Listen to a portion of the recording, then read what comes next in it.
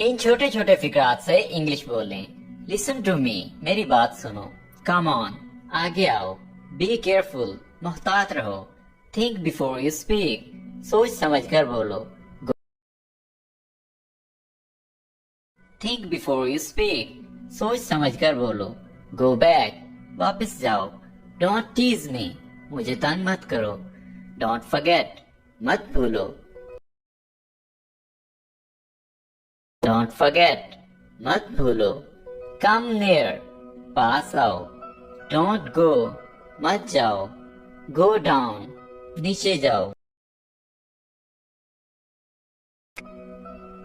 Stop here, यहाँ रुको।